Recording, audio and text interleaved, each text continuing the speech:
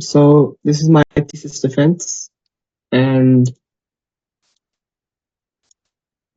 these are my table of contents. And so my research topic is about long-term neurological effects of multiple concussions in athletes who perform contact sports, specifically focusing on the development of chronic traumatic encephalopathy. And I also am from Folsom High School in California. So starting off with my introduction, the main field of the study is on possible treatments and preventions for the occurrence of neurodegenerative diseases, specifically focusing on CTE. And I kind of went in this way of narrowing down my research into multiple topics.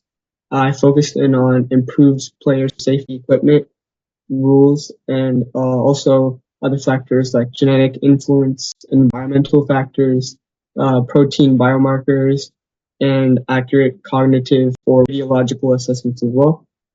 The main challenge I had with tackling this problem is that CTE cannot be diagnosed in living patients. It can, through radiology, it can only be diagnosed through autopsies after the patients have unfortunately passed away. And due to this, many people don't know they have CTE, or their family members might not know, and until it's too late. But there are signs, behavioral signs that they might display. And I also wanted to research on this topic because I want to become a physician in the future for my career path. And I thought this was a really interesting field, and hopefully the neurological science field might be for me in the future. And I also want to help with a lot of public health issues like these, because I know a lot of former athletes do unfortunately pass away to this disease. And I also believe that, especially those who struggle with the diseases like these, like even Alzheimer's or Parkinson's disease, maybe the methods I've mentioned could hopefully prevent these processes to save countless lives. But the main inspiration for me personally is that I'm a really big fan of many different sports. I especially like American football, and I keep hearing about every week someone always gets a concussion or has a big blow to the head, or just is just really out injured for the game for any hit to the helmet they have. And I just was really interested and intrigued in why and how this process happened, and why, and if there is any possible way to prevent it. And so for my literary review, I really focused on two of my main platforms. So I focused on the National Library of Medicine, that really had a lot of good resources for me. And the first source here is example of a protein biomarker that was recently studied by a team, and they found that CCL11 had some evidence of related cognitive decline for CTE patients. And this evidence was taken through autopsies donated by family members of the people who passed away after their deaths. So that's how they were able to gather this data. And then another really, really good resource I was able to use for my literary review was the Boston University CTE Center. They conduct a lot of research into CTE and how people acquire it, and if there's any differences between non-CTE brains and brains that do have or acquire CTE. And this study was really interesting, and it showed that almost all the players that autopsies they analyzed, a lot of them had some form of CTE, and which was really, really concerning. And the methodology I used was, it wasn't anything too complicated, but I kind of broke it into multiple steps here. And first, I conducted a lot of research into multiple platforms on the topic. I know Dr. Katie did provide us with a lot of links and sources, so I kind of browsed through that. And then I also was able to meet with Dr. Katie, and she provided me with a lot of sources as well, and that really, really helped with my research paper so far. And in the step 3, I just kept conducting extensive analysis into the sources, and I found specific um, reasons for each of my methods and how to properly explain them. For example, when I was discussing on increased safety rules to avoid contacts or more blows to the head, I was thinking that for especially the youth, an example could be like soccer.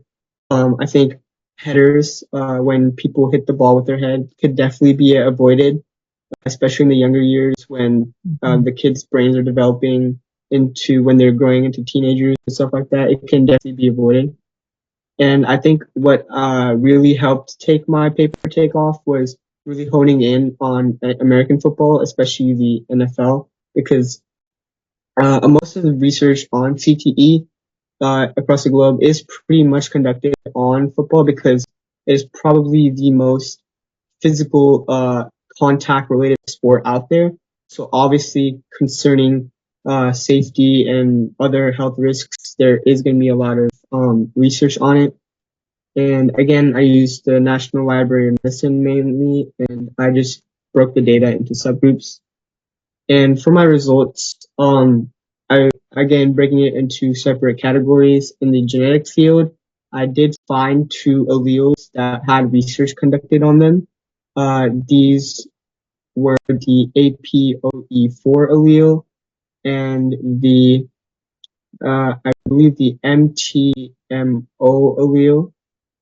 These alleles did show signs of correlation with CTE and at a higher risk of acquiring this neurodegenerative disease.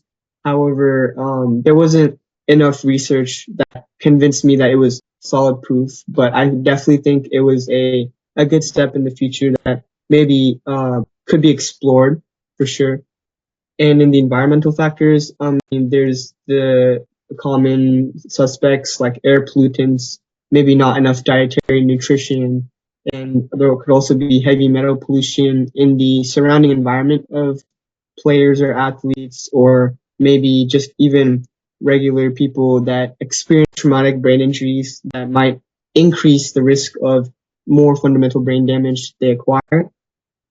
And again, like I discussed before with the soccer header rule, multiple proposed safety rules could be placed into effect, like more increased concussion protocols that might immediately stop the game when when an athlete takes a big blow to the head, and then immediately have them onto the sideline and maybe just look into them more. And I feel like that could also help. And one other recommendation I was thinking, maybe make the Guardian cap, which is a type of new helmet the NFL introduced this year, make that more permanent into the league. That way, the force of the impact the athletes receive to their helmets and their brains could potentially reduce in the future as well. And another really interesting thing I found was through cognitive domain assessments. I do know a lot of family members and other senior citizens who, when they show signs of aging and maybe memory loss, they do have to take one form of testing through cognitive domain assessments, where they basically get tested on certain tasks and other stuff to see if their brain is still functioning at a high level, or if they have acquired maybe some sort of disease that is hindering their brain function. And I was thinking, if former athletes were kind of quizzed into what type of behavioral differences they were showing as they increase with age, maybe those habits and patterns could be noted over time, and a new form of assessment just for CTE could be in place to hopefully diagnose an athlete when they are still living. And finally, protein biomarkers is really heavily researched in the CTE field, as that is the most promising breakthrough that scientists and researchers have found so far. I mean, proteins like the beta amyloid peptide through the CSF, cerebrospinal fluid, is also one good protein that researchers have found recently. And there is signs of hope as well, where researchers can detect p-tau, which is the main protein that builds up in the brain. And that is how scientists find CTE in the autopsies after people have passed away. And my main research question for my conclusion was basically what formats of therapies and possible preventative treatments that could be administered to those under suspicion of having CTE. Obviously, what way can we diagnose patients while they are still living? And again, I think the methods previously described could be really helpful, but at this point, there's no concrete way to absolutely identify, but there could be multiple tests, multiple genetic assessments or cognitive assessments, maybe check their environmental surroundings, maybe check even their sports career history. How long did they play that sport for? How physical was that sport? Was it gymnastics? Was it rugby? Was it soccer? Or was it even hockey? There's a variety of different sports that require a variety of different physical demands. And obviously, some sports might have their brains be impacted more than others. So I feel like maybe in the future, a variety of different factors could be compiled into not a concrete way, but definitely a closer step to identify what type of neurodegenerative disease that athlete might have and if it could be CTE. And at least for living patients. And for my limitations, obviously I didn't conduct any experiments myself. This was a literary review that just used quantitative research from my sources. And all my sources were online as well, and I didn't use any in-paper sources. And that should be all for my presentation, but I will be talking about my research experience. So overall, I really, really enjoyed this experience. I'll have to admit, at first, I thought this was really daunting, writing this much for my essays and reading through all those evidence that I need to use and breaking them down.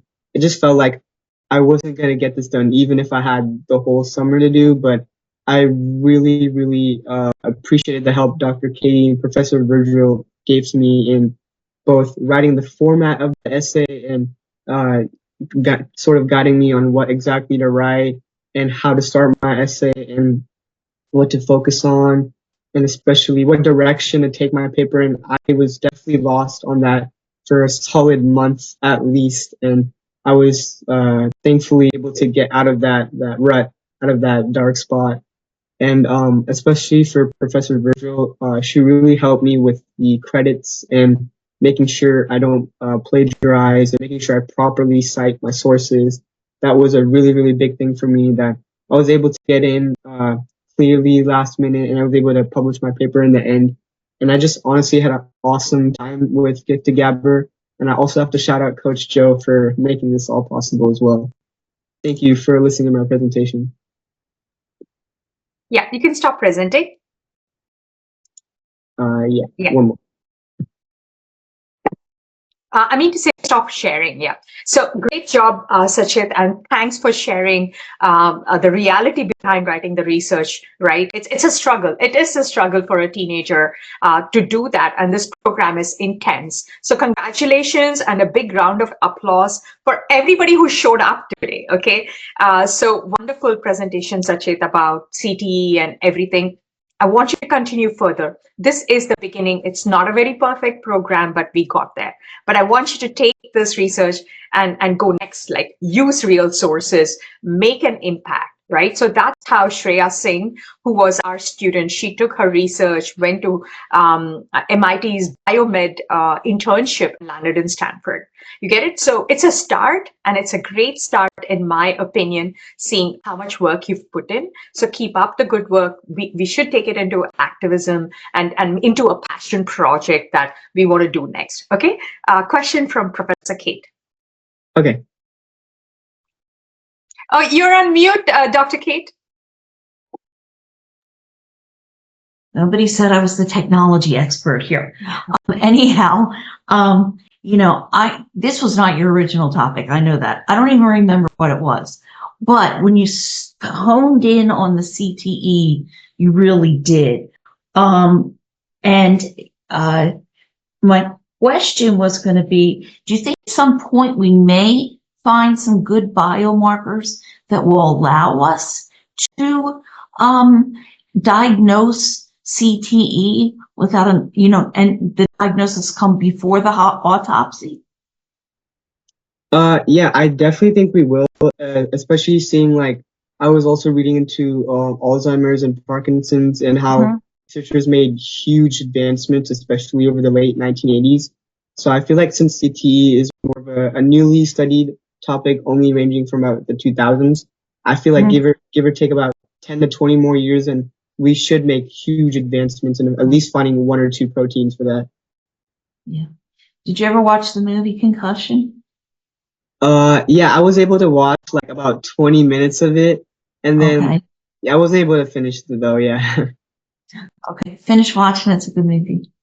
And you have your subject group right there. The NFL players would be very easy people to identify and start hopefully looking for those biomarkers. It would save people's lives too. And I know this comes out in the paper that people with this disease, they can't get comfortable, they can't do anything, hold lots of things in their head, and eventually many of them commit suicide. So it's really, really important to get, especially for those young kids playing contact sports, to really make sure that we can protect them as much as we can. So thank you very much. You did a great job. Thank you so much. You're welcome. Okay, great job, everybody.